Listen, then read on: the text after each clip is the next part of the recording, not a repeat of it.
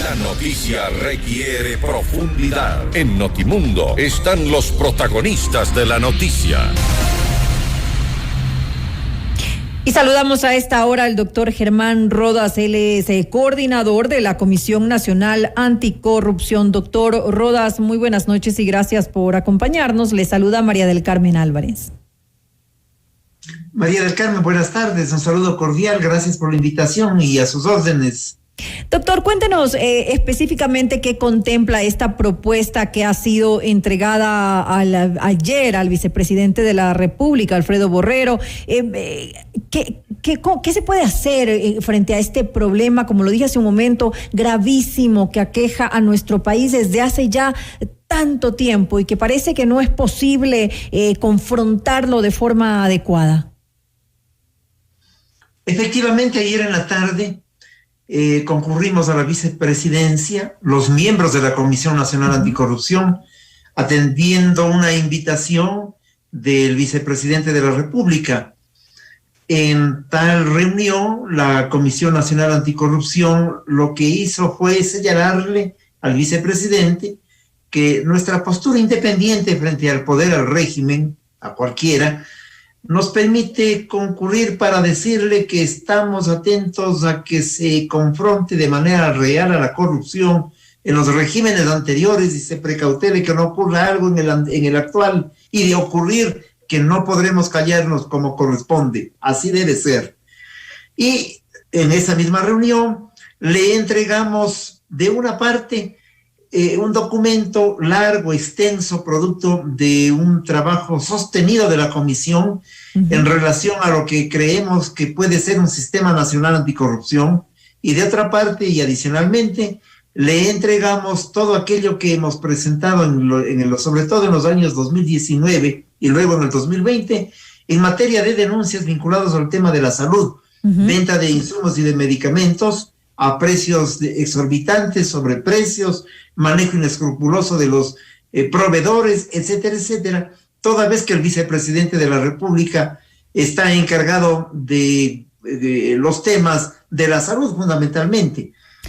Un día atrás, me parece muy importante señalarlo, una comisión técnica de la Comisión Nacional Anticorrupción que funciona con plataformas para determinados asuntos, todo con personal de apoyo ad honorem, había hecho un trabajo de evaluación al sistema de la vacunación, y ese informe que fue remitido a la ministra de Salud, pero que no tuvo respuesta, permitió luego que hace 2 días se reuniera la comisión para entregarle al vicepresidente de la República esta documentación, también de estudios técnicos. Esta plataforma está constituida por técnicos, académicos, sectores de la sociedad civil, etcétera. Eso le iba a preguntar justamente, doctor, ¿quiénes han participado en la construcción de esta propuesta amplia que ha sido entregada por parte de ustedes al gobierno? Me refiero al informe sobre las circunstancias de la vacunación. Allí han participado colegios provinciales, médicos, salubristas, epidemiólogos, colegios de enfermeras, de obstetricias, el Frente Unitario de Trabajadores, la Unión Nacional de Educadores y de muchos sectores sociales. Ese es un primer documento. El día de ayer, al entregar el Sistema Nacional Anticorrupción, eso es producto de una plataforma de la Comisión Nacional Anticorrupción, es nuestro trabajo. Le hemos entregado diciéndoles, allí hay una propuesta que hay que discutirla, ampliarla, mejorarla, componerla, pero hay un punto de partida con la finalidad de que esta plataforma, este documento contribuya a enfrentar la corrupción, para no quedarnos en el discurso, para no quedarnos en el acto de show mediático, para no quedarnos en la desesperanza de no poder hacer nada. Hay algunas iniciativas que me parecen importantes y que pueden contribuir sobre todo al desarrollar políticas anticorrupción. ¿Considera usted que debe haber una participación internacional? ¿Es esto importante justamente en esta confrontación que se haría a la corrupción? Le dijimos al vicepresidente de la República que todo lo que se haga para luchar contra la corrupción es válido, que esta comisión internacional va a tener sus límites. Le dijimos aquello, porque no va a poder investigar e ir a la fiscalía. Este es un tema no de una comisión internacional. Eso nos corresponde a nosotros, los ciudadanos de este país. La comisión puede asesorar, puede ayudar, puede dar consejos, etcétera. Pero tiene limitaciones. Claro, porque es un organismo internacional. De tal manera que no puede poner un juicio, por ejemplo, a un proveedor de insumos. ¿A nombre de quién? Del organismo internacional. Eso no corresponde. Son cosas prácticas que hay que decirlas y señalarlas. Cosas prácticas. Y señalamos que se requiere de una contraparte o de dos contrapartes. Los organismos de control, porque no podemos dejar a la Comisión Internacional. Allí tienen que estar los organismos de control y la sociedad civil organizada. De tal manera que creo que todos estos sectores deben contribuir a este trabajo que es fundamental. Algo que también es fundamental para hacer frente a la corrupción es que haya transparencia. El gobierno tiene que definitivamente tomar este compromiso y todos los contratos públicos, por ejemplo, o todo lo que tenga que ver con esto, con contrataciones, con temas que puedan prestarse a suspicacias, deberían ser transparentes para que no haya ningún problema posterior. ¿Cómo manejar eso adecuadamente? Claro, eso significa reformas a la ley de contratación pública. Y este es un capítulo que nosotros lo señalamos en el Sistema Nacional Anticorrupción. Está dentro de esta propuesta. Es necesario reformas en serio a la contratación pública. Es necesario proteger al denunciante. Eso es importantísimo para que haya posibilidad de que la ciudadanía contribuya. Es indispensable una educación como eje transversal en los sectores formales de la educación, lo que significa que el Ministerio de Educación atienda una propuesta de reforma de la malla curricular, y también en los sectores de la formación no formal, llamémosle así, juntas parroquiales, clubes deportivos, etcétera, toda una dinámica, toda una campaña parecida al de la vacunación para luchar contra la corrupción. Es decir, todas estas iniciativas están dichas en esta propuesta, recursos para que haya jueces y fiscales anticorrupción, modificación de la estructura de la Asamblea Nacional para que la lucha anticorrupción pase por un proceso adecuado en la Asamblea Nacional, para que no sea esto solamente shock, o lo más grave, para que aquellos que no tienen capacidad de hacer la confrontación de manera adecuada y más bien dicen que roben bien, digo, para que esos personajes no estén en la Asamblea. Es decir, hay varios factores que constituyen estos fundamentos que nosotros hemos señalado en el Sistema Nacional Anticorrupción. A su criterio, justamente ahora que topamos este tema del asambleísta con esa cátedra, digamos, de cómo se debe robar, de qué manera hacerlo bien, ¿qué se debería hacer en la Asamblea Nacional? Porque en algún momento lo consultamos y claro, no se puede ir más allá de lo que se establece como sanciones por las palabras, digamos, que ella dijo. No hay, de ninguna manera se la puede sancionar destituyéndola, ni mucho menos. ¿Qué se debería hacer entonces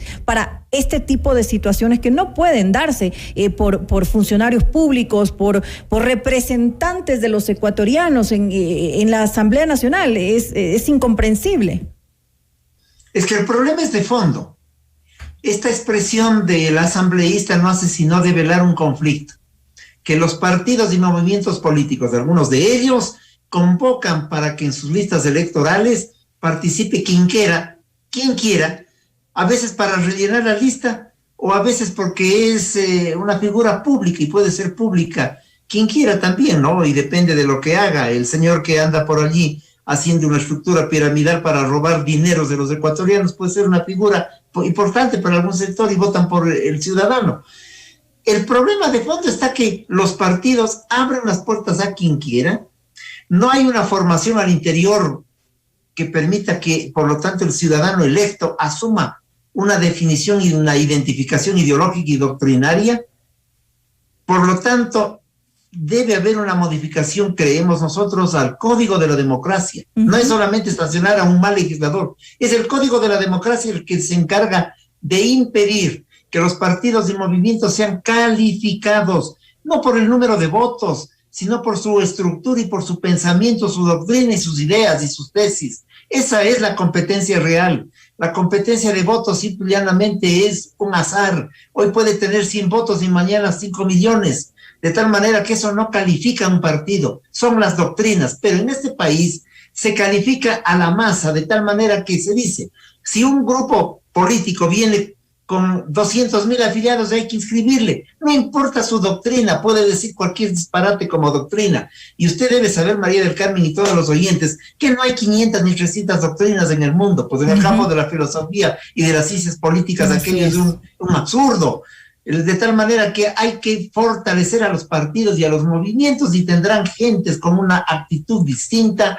en la asamblea y en los organismos del poder público, de tal manera que hay que ir al tema de fondo, porque nos quedamos solamente mirando con preocupación y a veces con terror y con espanto lo que es el pronunciamiento de una persona sin formación ideológica, doctrinaria y política. Podía estar en el partido o en el movimiento que hoy le auspició, como podría estar en otro.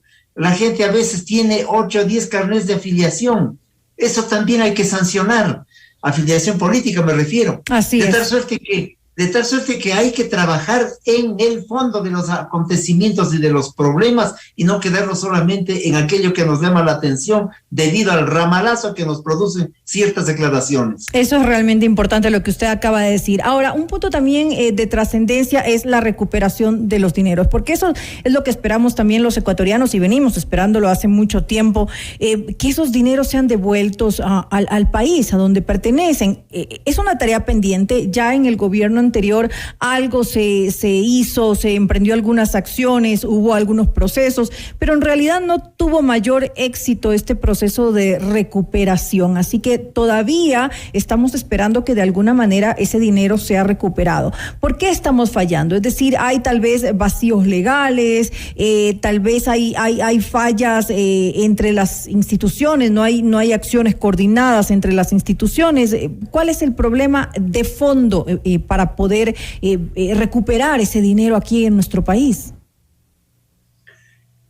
En el gobierno anterior, si se recaudó unos 50 millones de dólares, no se recaudó nada más. Y eso es una gota en el océano de la corruptela. Cuando hay asaltos por millones, de tal manera que nos contentan con el show mediático para recaudar un disparate. Y además se contrató en el gobierno anterior a una empresa para que buscara los recursos que pudieron haberse perdido en algunas cuentas. La empresa les cobró $2,5 millones de dólares. Se perdió la empresa, se perdieron los $2,5 millones y no se recaudó un centavo. Eso debe saber el país. También ocurrió eso en el gobierno anterior.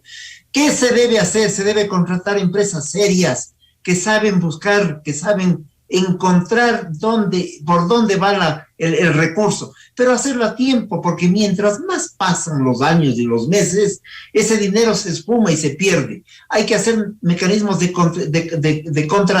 contraste vía lo que tienen algunas personas como recursos. Me señalo para el ejemplo, si alguien gana $1,000 al mes y es dueño de 20 propiedades y de 5 automóviles, etcétera, hay que averiguar cómo está haciendo la declaración del impuesto a la renta, cruzar información del SRI con la declaración del impuesto a la renta, con el registro de la propiedad. Es un sistema de cruce, si no es mucha la dificultad, pero hay que hacerlo, por favor. ¿Qué es eso? Voluntad política, decisión de hacerlo, para no quedarnos en el escándalo y simplemente decir a los ecuatorianos se han llevado la plata, y encontrar algún chivo expiatorio además para hacer acusaciones y lavarse las manos, de tal forma que esos son los temas fundamentales que también hemos dicho al vicepresidente. El país espera que se encuentren los recursos porque no podemos seguir sin dar pasos. Y le pongo un ejemplo.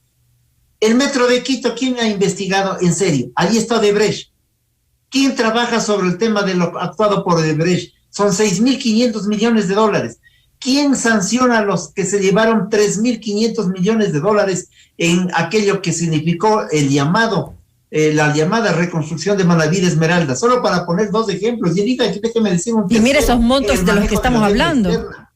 En el manejo de la deuda externa, que es una cosa increíble. Son temas pendientes. Ahora, ¿de qué monto estamos entonces hablando? Obviamente de los casos que conocemos, porque hay muchos que definitivamente no vamos a saber, pero ¿de qué monto estamos más o menos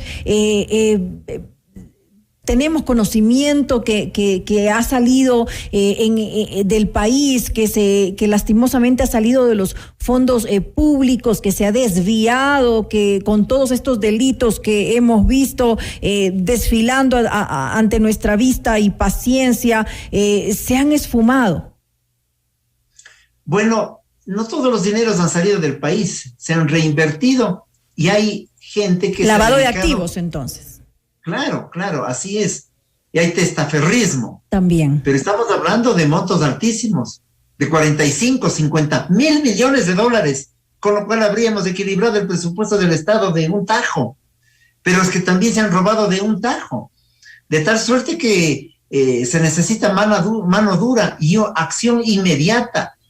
La Comisión Nacional Anticorrupción, sirviéndole ad honorem al país, presenta las denuncias en las fiscalías provinciales. Se demoran un año para que hiciésemos el reconocimiento de firmas. Mientras tanto, la denuncia se caduca en el sentido de que si era por un contrato, el contrato ya se ha pagado. Y al año nos piden que todos nos traslademos, incluidos la doctora Robalino, con 104 años de edad, a la ciudad, por ejemplo, de Chone, para reconocer las firmas en plena pandemia. Estos despropósitos entonces tienen que ser enfrentados porque demuestran que algo está pasando. Que hay mala fe, dice usted. Desde luego, y estamos, yo no diría... O es un tema de burocracia, tal vez, que también es un problema que tenemos aquí en nuestro país. Hay burocratismo, desconocimiento, torpeza, a lo mejor mala fe también, de tal suerte que todos estos factores inciden, no hay nada que hacer. Y entonces tenemos también una justicia que dicta hace pocos días una sentencia para que una persona salga vía el habeas corpus en libertad y que la jueza le ofrezca disculpas y busque cómo cubrirle los gastos que ha perdido durante 2 meses. Entonces, este tipo de circunstancias generan dificultades. O, como no se sanciona a aquellos que nosotros, la Comisión Nacional Anticorrupción, hemos denunciado, no se sanciona porque o no reconocemos las firmas o el tema sigue de largo, entonces tienen la posibilidad, esos delincuentes, de perseguirnos y de ponernos juicios. Pájaros contra las escopetas, una justicia lerda es lo mismo que no haber justicia. Totalmente, es lamentable, sorprendente que este tipo de situaciones se den y lamentable lo que ocurre en nuestro país, un país que tiene tantas necesidades, que hayan estos desvíos de los fondos públicos, que se apropien de dineros que son de todos los ecuatorianos. Esperemos que de verdad se haga frente finalmente a la corrupción como debe hacerse, es decir, desde la médula, para que se la pueda tratar desde, como usted decía hace un momento, desde las escuelas, es decir, es un trabajo entre instituciones, es un trabajo completo, realmente no es solamente de acciones, también, como lo dijimos hace un momento, evaluar la normativa, ¿no? La normativa en nuestro país también, hay algunos vacíos legales que permiten que este tipo de situaciones se den. Le quiero agradecer al doctor Germán Rodas, coordinador de la Comisión Nacional Anticorrupción, por habernos acompañado en esta entrevista. A usted muchas gracias por la invitación. Buenas noches. Muy buena noche.